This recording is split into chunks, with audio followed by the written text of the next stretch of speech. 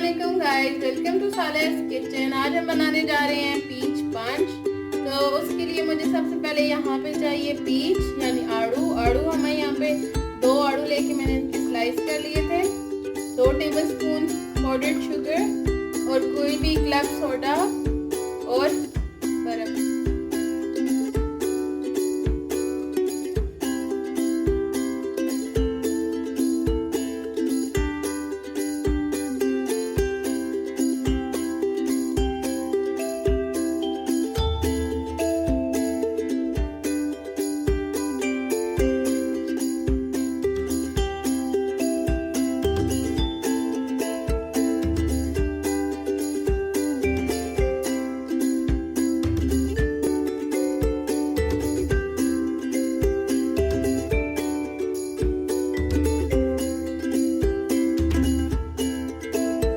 Glass range करके रखा था, इसमें अब हम डालेंगे।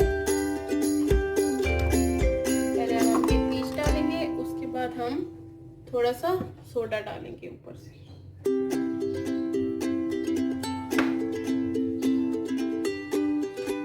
स्ट्रॉ लगा देंगे।